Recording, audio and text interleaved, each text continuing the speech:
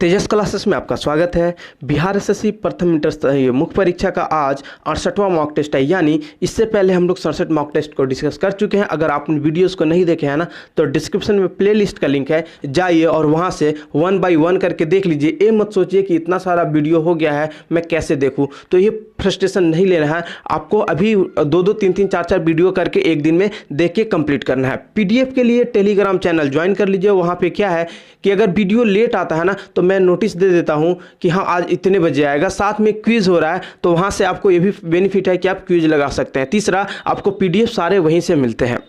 अगर आप नए हैं और पहली बार देख रहे हैं, तो यह वीडियो 7:30 बजे आता है और मेरे एंड से लेट होता है ना, तो मैं आपको टेलीग्राम में इन्फॉर्म करता हूं कि इतने बजे आएगा। नहीं तो कभी कभी 2-4-5 मिनट टेक्निकल और यूट्यूब की वजह से हो जाता है। चलिए, इससे पहले जो हम लोग 67 मॉक टेस्ट किए ना, उसमें शुरू से 1 से 20 जो था वो आपका यूनिक पब्लिकेशन का था। 21 से 37 प्लेटफॉर्म यानी रुक्मणी पब्लिकेशन का था। 38 से लेकर के 51 स्पार्क पब्लिकेशन का था। और 52 से लेकर 69 नहीं है, 68 ही होना चाहिए। तो 52 से लेकर के 68 तक एक किरण का था, जिसमें मैंने प्रीवियस ईयर भी बीच में करा दिया है। अब है कि जो नेक्स्ट पब्लिकेशन आएगा वो संदर्भ का आएगा। चूंकि संदर्भ का ही आया है तो संदर्भ का ही आएगा आप लोगों को नेक्स्ट। चलिए, आपको 2-3 काम करना आगे बढ़ने से पहले। पहला तो कॉपी और पेन लेके बैठिए जब भी आप किसी भी मॉक टेस्ट को बनाने चलिए, कहीं भी किसी भी प्लेटफॉर्म से।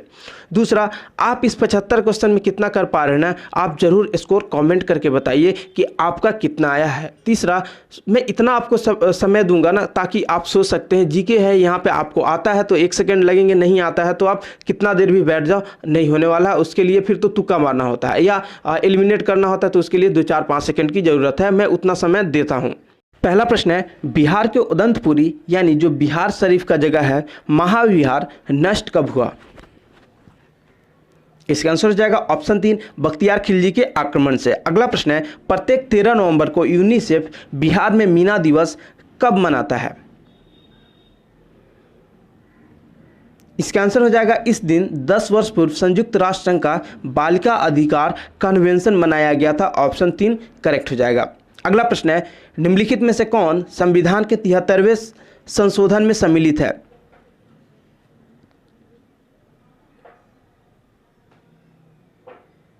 देखिए, 73वें संविधान संशोधन का बात करें ना, तो उसमें जिला पंचायत, पंचायत क्षेत्र और ग्राम पंचायत तीनों सम्मिलित है। यानी क्या हो जाएगा, ऑप्शन 2 करेक्ट हो जाएगा, 1, 2 और 3।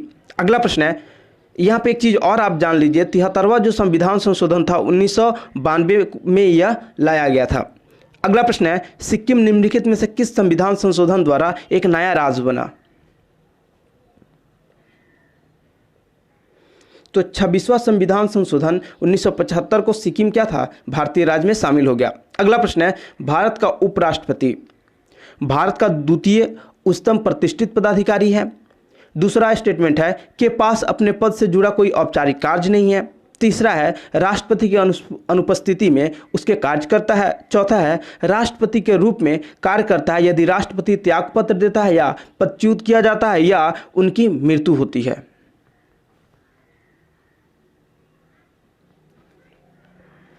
तो देखिए, पहला स्टेटमेंट देखिए तो भारत का द्वितीय उच्चतम प्रतिष्ठित पदाधिकारी है, तो ये बिल्कुल सही है। पहला नंबर पे राष्ट्रपति आते हैं, दूसरे नंबर पे उपराष्ट्रपति आते हैं। दूसरा, के पास अपने पद से जुड़ा औपचारिक कार्य नहीं है, ये भी सही है।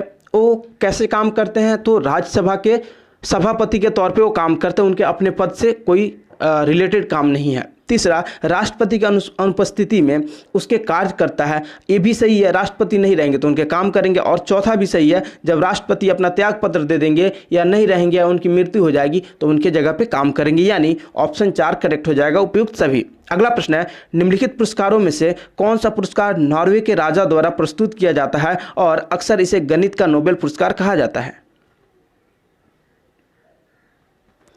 इसका आंसर हो जाएगा ऑप्शन 2, एबल पुरस्कार। और आपको क्या करना है, 2 गणितज्ञ को दिया गया था 2019 में। एक का मैं नाम बता रहा हूं, उहलेनबेक, और दूसरे का नाम आपको कमेंट करके बताना है। अगला प्रश्न है, भारत के किसी राज्य के राज्यपाल के पद का आधिकारिक कार्यकाल कितने दिनों का होता है? देखिए, आधिकारिक तो 5 वर्ष का होता है, लेकिन उन्हें राष्ट्रपति के वो प्रसाद पर्यंत होते हैं, वो कभी भी निकाले जा सकते हैं राष्ट्रपति के इच्छा से। अगला प्रश्न है, भारतीय तिरंगे ध्वज में अशोक चक्र का रंग कौन सा है? अशोक चक्र का आपसे पूछा जा रहा है कौन सा रंग है, तो अशोक चक्र जो होता है ना उसका रंग गहरा नीला होता है। अगला प्रश्न है, वर्ष 1950 में निम्नलिखित में से किस फल को भारत के राष्ट्रीय फल के रूप में अपनाया गया था? तो किसको? आम को अपनाया गया था, और आम का जो साइंटिफिक नाम होता है, वैज्ञानिक नाम होता है, वो होता है मैंजीफेरा इंडिका।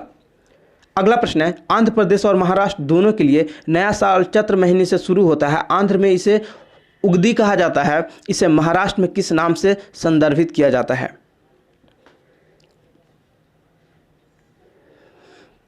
तो गुड़ी पड़वा, जो गुड़ी पड़वा है इसे महाराष्ट्र में नाम दिया गया है। अगला प्रश्न है, इनमें से कौन सा वाद्य यंत्र मुंह से हवा फूंककर नहीं बजाया जाता है?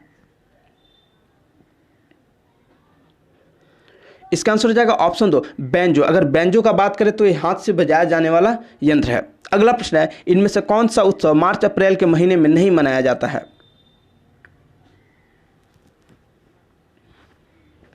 इसका आंसर हो जाएगा ऑप्शन 3 दुर्गा पूजा। देखिए दुर्गा पूजा जो है ये अक्टूबर के महीने में मनाया जाने वाला पर्व है, तो ये तो बहुत आसान था। अगला प्रश्न है, इनमें से कौन एक भारतीय शास्त्रीय नृत्य शैली है?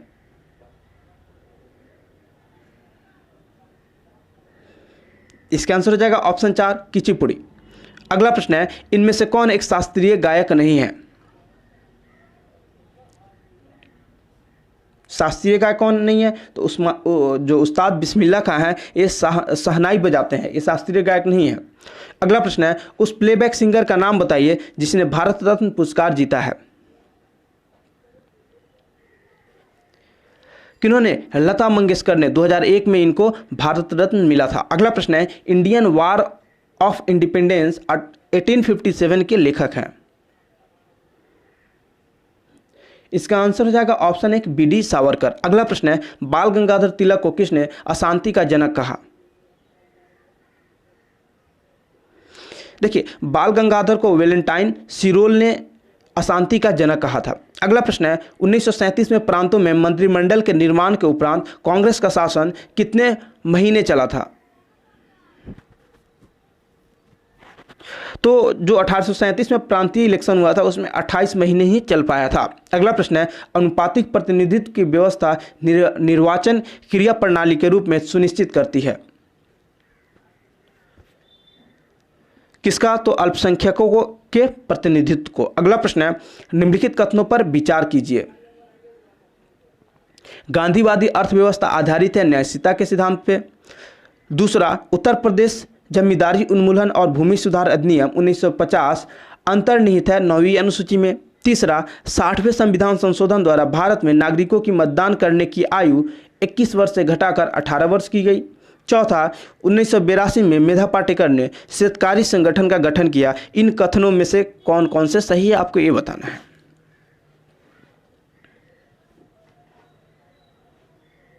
चलिए अगर बात करें गांधीवादी अर्थव्यवस्था आधारित है न्यायशीलता के सिद्धांत पे, एक कथन तो बिल्कुल सही है।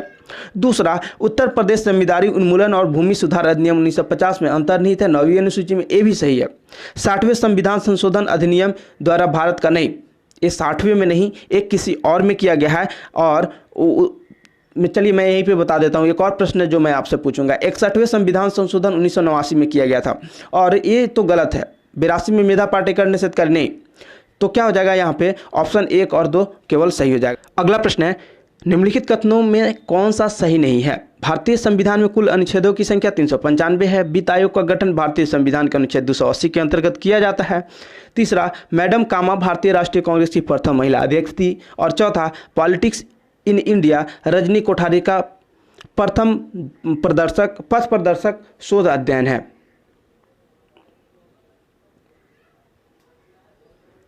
चलिए अगर बात करें ना, भारतीय संविधान में कुल अनुच्छेदों की संख्या 395 है, तो ये तो बिल्कुल सही है।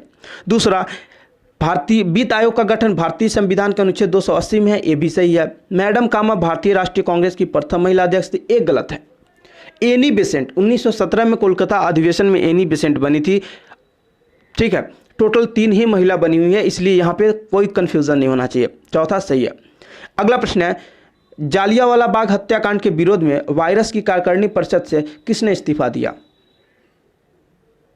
किसने दिया था? शंकर नारायण ने दिया था। अगला प्रश्न है, निम्नलिखित कथनों में से कौन सा सही नहीं है? महात्मा गांधी की आत्मकथा मूल रूप से गुजराती भाषा में लिखी गई थी। दूसरा, सैंडलर आयोग शिक्षा से जुड़ी है। तीसरा, भारत में अंग्रेजी शिक्षा के प्रसार से सहायता करने के लिए हिंदू कॉलेज कलकत्ता प्रथम संस्था थी। चौथा, लाला लाजपत राय भारतीय राष्ट्रीय कांग्रेस के अध्यक्ष कभी भी नहीं चुने गए थे। चलिए, अगर मैं बात करूं ना, भारतीय महात्मा गांधी आत्मकथा मूल रूप से गुजराती भाषा में लिखी गई है, बिल्कुल सही है, उनकी आत्मकथा गुजराती में लिखी गई है। दूसरा, सैंडलर आयोग शिक्षा से जुड़ी है, ये भी सही है। तीसरा, भारत में अंग्रेजी शिक्षा के प्रसार में सहायता करने के लिए हिंदू कॉलेज कलकत्ता प्रथम संस्था थी, ये भी सही है। लाला लाजपत राय भारतीय राष्ट्रीय कांग्रेस के अध्यक्ष कभी नहीं चुने गए थे, नहीं, ये गलत है। 1920 में कोलकाता अधिवेशन की अध्यक्षता किए थे, ऑप्शन 4 हो जाएगा। अगला प्रश्न है, निम्नलिखित कथनों पर विचार कीजिए। आर्य समाज की स्थापना 1875 में हुई थी। दूसरा, अल हिलाल को मौलाना अबुल कलाम आज़ाद ने प्रकाशित किया। तीसरा, लाला लाजपत राय द पीपुल्स समाचार पत्र से संबंधित नहीं थे। चौथा, कलकत्ता के प्रसिद्ध प्रेसिडेंसी कॉलेज पूर्व हिंदू कॉलेज की स्थापना राजा राम मोहन राय ने की थी। आपको बताना है इन कथनों में से कौन सा कथन सही है। देखिए, आर्य समाज की स्थापना 1875 में, ये तो बिल्कुल सही है। अल हिलाल को मौलाना अबुल कलाम आज़ाद प्रकाशित किए थे, ये भी सही है। लाला लाजपत राय द पीपुल्स समाचार पत्र से संबंधित नहीं थे, नहीं, ये गलत है, इसी पत्र से उनका संबंध है, इसी के वो साप्ताहिक के पत्रिका थी और इसी के वो संपादक थे। चौथा तो सही है, यानी 1, 2, 4 सही है। 1, 2, 4 किस में है? ऑप्शन 3 करेक्ट हो जाएगा। अगला प्रश्न है, बंगाल दुर्भिक्ष का वर्ष जिसमें लाखों लोग दिवंगत हुए थे, क्या है? देखिए, दुर्भिक्ष का मतलब क्या है कि एक अकाल पड़ा था, उसी को यहाँ पे जोड़ा गया है। तो अकाल कब पड़ा था? 1943 में, सन 1943 में भीषण अकाल पड़ा था, जिसमें आपको लगभग 40 लाख के आसपास लोगों की मृत्यु हो गई थी। अगला प्रश्न है, इनमें से सही मेल का चयन करें।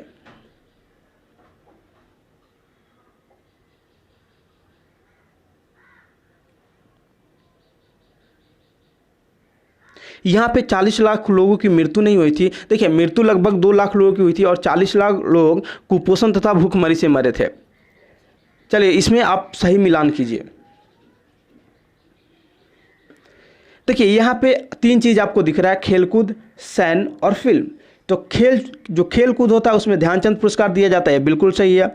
सेना में परमवीर चक्र, ये भी सही है। फिल्म में दादा साहब फाल्के और दादा साहब फाल्के पुरस्कार दिया जाता, 3 ही है। तो देखिए, यहाँ पे ऑप्शन 3 जो है ये बिल्कुल करेक्ट है। अगला प्रश्न है, इनमें से कौन एक बैडमिंटन खिलाड़ी नहीं है? आपको बताना है कौन बैडमिंटन खिलाड़ी नहीं है। तो चलिए, साइना नेहवाल, पीवी सिंधु, इसमें तो आपको कोई डाउट नहीं होना चाहिए। ज्वाला गुट्टा ये भी बैडमिंटन खिलाड़ी हैं। सोमदेव वर्मन ये बैडमिंटन नहीं, ये टेनिस खेलते हैं। अगला प्रश्न है, भारत में रेलवे तंत्र कब स्थापित किया गया था? तो मुझे नहीं लगता इससे बहुत टाइम देना चाहिए, 1853, आप सबको पता है। अगला प्रश्न है, निम्नलिखित में से कौन सा स्मारक सबसे पुराना है? सबसे अगर पुराना स्मारक की बात करें इसमें तो अजंता की गुफाएं है। अगला प्रश्न है, पानीपत की पहली लड़ाई किस वर्ष लड़ी गई थी? पहली लड़ाई का बात करें तो 1526 में बाबर और इब्राहिम लोदी के बीच में हुआ था, जहां पे लोदी वंश का अंत हो गया था और मुगल वंश स्टार्ट हुआ था। साथ में इस युद्ध में इतने सारे नए टेक्नोलॉजी यानी तोप, बारूद, इस सब चीज़ों का यूज़ किया गया था, जिसके वजह से बाबर की एक छोटी सी टुकड़ी लोदी वंश से जीत गई थी। दूसरा जो होता है 1556 में पानीपत का दूसरा युद्ध होता है और 1761 में तृतीय युद्ध होता है। अगला प्रश्न है, किसके सुझाव पर भारतीयों को साइमन कमीशन से बाहर रखा गया? ये बहुत सेंसिटिव प्रश्न है, इसके आंसर में थोड़ा सा कंफ्यूजन होता है। देखिए, लॉर्ड इरविन उस समय क्या थे, वहाँ के वायसराय थे, इसीलिए उनके कहने पे ही नहीं रखा गया था। अगला प्रश्न है, भारत की शैक्षणिक नीति में फिल्ट्रेशन थ्योरी के प्रतिपादक थे? तो फिल्ट्रेशन थ्योरी के प्रतिपादक लॉर्ड मैकाले थे। अगला प्रश्न है, निम्नलिखित में से किसने वास्को डिगामा का कालीकट में स्वागत किया था? किसने? जमोरियन वहां के राजा थे और उन्होंने ही किया था। अगला प्रश्न है, कांग्रेस प्रशासित प्रदेश में मुस्लिमों की शिकायतों से संबंधित रिपोर्टों पर विचार कीजिए।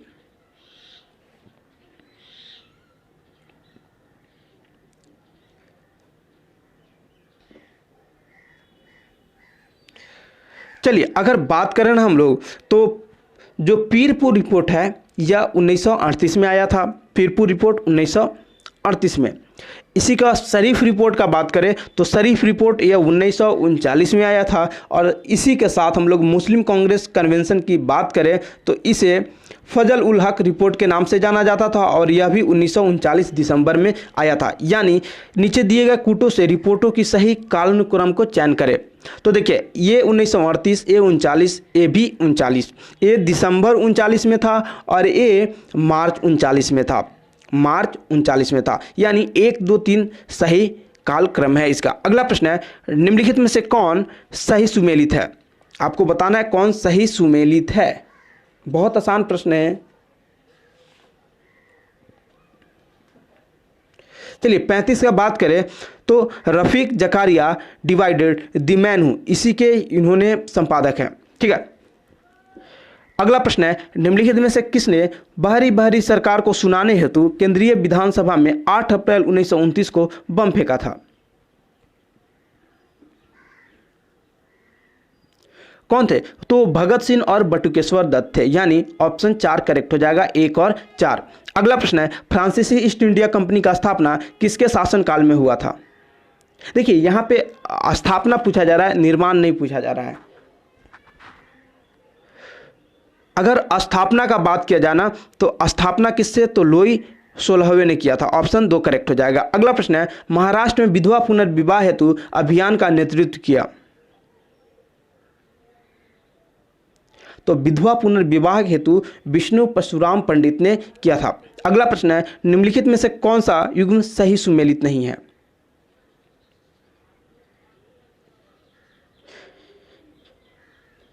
देखिए लॉर्ड डलहौजी अवध का विलीनीकरण, ये तो बिल्कुल सही है। लॉर्ड डफरिन भारतीय राष्ट्रीय कांग्रेस की स्थापना, ये भी सही है। लॉर्ड विलियम वेंटिक चार्टर एक्ट 1833 को पारित होना, ये भी सही है। लॉर्ड लिटन प्रथम आंग्ल अफगान युद्ध का प्रारंभ होना, ये नहीं, ये गलत है। प्रथम अफगान युद्ध आप सब जानते हैं किसके? तो ये लॉर्ड ऑकलैंड के समय में हुआ था, उस समय वही गवर्नर जनरल थे, तो ये स्टेटमेंट ही गलत है, इसलिए ऑप्शन 4 करेक्ट हो जाएगा। अगला प्रश्न है, निम्नलिखित में से कौन सही सुमेलित नहीं है?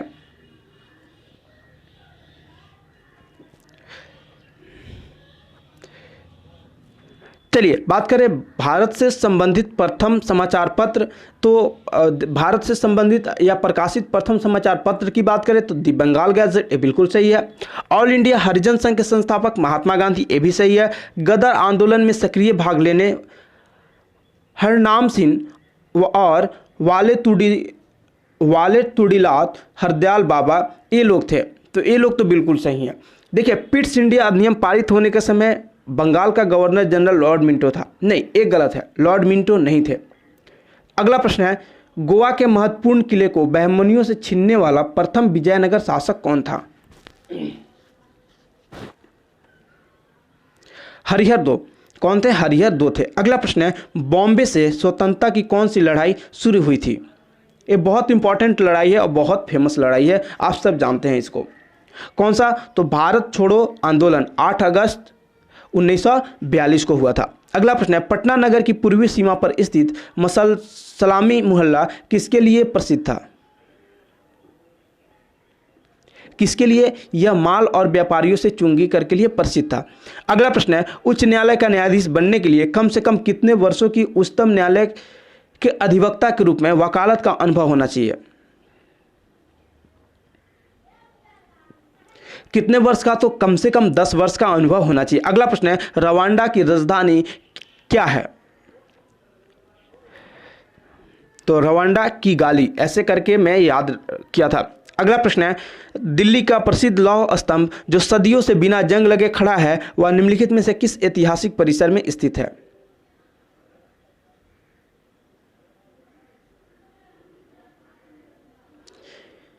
देखिए कुतुब परिसर मेहरौली वाला है ना, उसी में रखा गया है, ऑप्शन 2 करेक्ट हो जाएगा।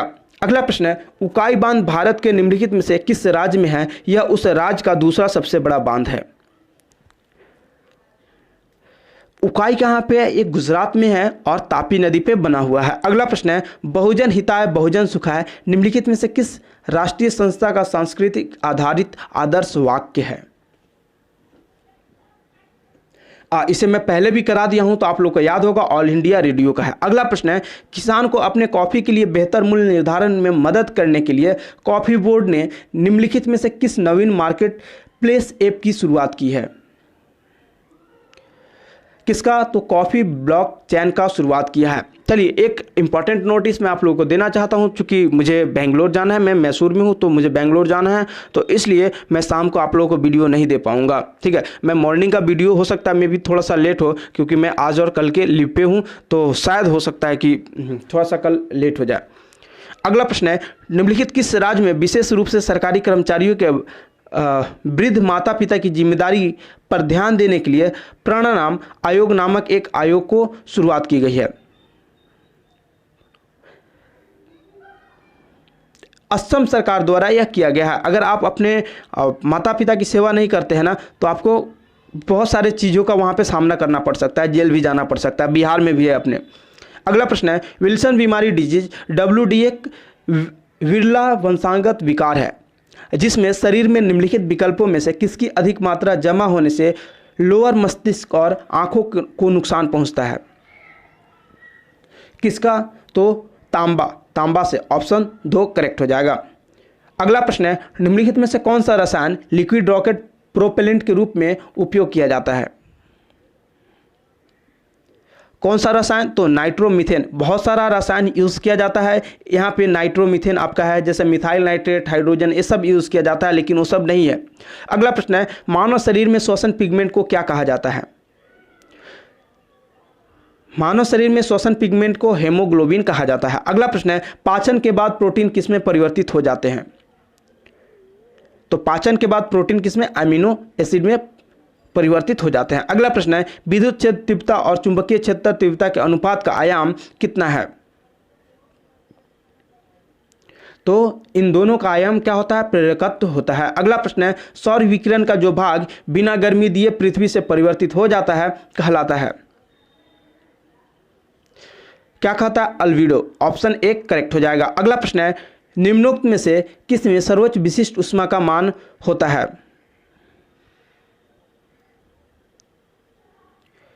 तो जल का जो होता है सर्वोच्च विशिष्ट ऊष्मा होता है। अगला प्रश्न है, निम्नलिखित में से किस मद का प्रयोग पुरातत्वीय महत्व की अति प्राचीन वस्तुओं के तिथि निर्धारण के लिए किया जाता है? कार्बन 14 का प्रयोग करते हैं इसके लिए। अगला प्रश्न है, LHC किस मिशन के लिए प्रयुक्त संक्षिप्त रूप है? लार्ज हेड ऑन कॉलिडर के लिए इसे प्रयुक्त किया जाता है। अगला प्रश्न है, रिएक्टर स्केल का प्रयोग किसे मापने के लिए किया जाता है? रिएक्टर स्केल का प्रयोग भूकंप की तीव्रता के लिए हम लोग करते हैं। अगला प्रश्न है, USB संग्रह युक्ति का कौन सा प्रकार है?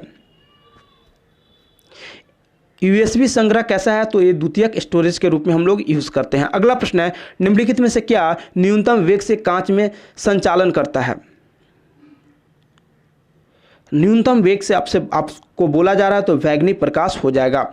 अगला प्रश्न है, निम्नलिखित में से वह धातु कौन सी है जिसका कि ऑक्साइड परत बनने के कारण संक्षारण नहीं होता है? कौन सा? एल्युमिनियम। एल्युमिनियम को आप कितने दिन भी छोड़ दो, उसका संक्षारण नहीं होगा। अगला प्रश्न है, एक किशोरवय मनुष्य में सामान्य रक्तदाब कितना होता है?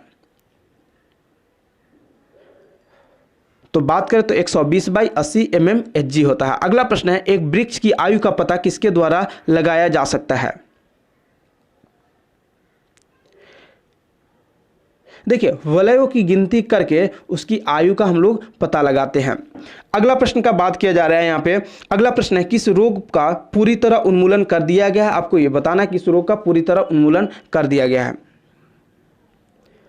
तो चेचक का पूरी तरह उन्मूलन कर दिया गया है। अगला प्रश्न है, कस्टर्ड पाउडर तैयार करने में निम्नलिखित में से किसका सामान्यतः प्रयोग किया जाता है? कस्टर्ड पाउडर तैयार करने के लिए मक्का का प्रयोग करते हैं। अगला प्रश्न है, मिनीमाटा महामारी जिसके कारण 1965 में जापान में अनेक लोग मरे थे, पानी में इस प्रदूषण के कारण हुई? किसके? पारद पारद से यानी मरकरी के। अगला प्रश्न है, ओजोन इतनी सांद्रता पर गंभीर फुफ्सी शोफ उत्पन्न करके मानव स्वास्थ्य को प्रभावित करती है। क्या हो जाएगा? 9 ppm। अगला प्रश्न है, मानव जातियों के वर्गीकरण के लिए निम्नलिखित में से किस कसौटी का प्रयोग नहीं किया जाता है? देखिए, नाक, बाल और आंखें का प्रयोग किया जाता है, कान का प्रयोग नहीं किया जाता। ऑप्शन 4 करेक्ट हो जाएगा। अगला प्रश्न है, नीचे दिए ईंधन में किसमें सर्वाधिक ऊष्मीय मान है? अगर सर्वाधिक ऊष्मीय मान का यहां बात किया जा रहा है तो प्राकृतिक गैस हो जाएगा। अगला प्रश्न है, समय के संदर्भ में जीएमटी का अर्थ है? जीएमटी का क्या अर्थ है? Greenwich mean time. अगला प्रश्न है, अंटार्कटिक में अनुसंधान करने के लिए भारत सरकार द्वारा स्थापित अनुसंधान केंद्र का नाम क्या है? क्या है? दक्षिण गंगोत्री। अगला प्रश्न है, मृग मरीचिका बनाने वाली परिघटना को क्या कहते हैं?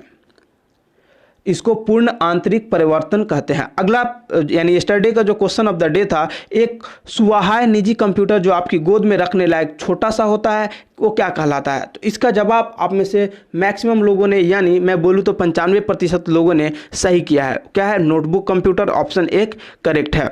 चलिए, बात है आज का जो क्वेश्चन ऑफ द डे है, वर्ड प्रोसेसिंग में डॉक्यूमेंट के भीतर टेक्स्ट को एक स्थान से दूसरे स्थान पर ले जाने को क्या कहते हैं? इसका आंसर क्या करना है? आपको कमेंट बॉक्स में कमेंट करके देना है। साथ में आपको क्या करना है कि आपने कितना स्कोर किया है, मैं 2 क्वेश्चन पूछा हूँ बीच में, उसका जरूर आप लोग दीजिए। नहीं पता होता है तो गूगल करके दीजिए, उससे क्या होता है आपका नॉलेज थोड़ा सा इंप्रूव होता है। चलिए, फिलहाल इसको यहीं पे रोकते हैं। जो मैं बोला हूँ, शाम को वीडियो नहीं आ पाएगा तो नहीं आएगा, कल मॉर्निंग का देखते हैं क्या होगा, मैं ज़रूर इन्फॉर्म करूँगा। फिलहाल के लिए यहीं पे ब्रेक लेते हैं।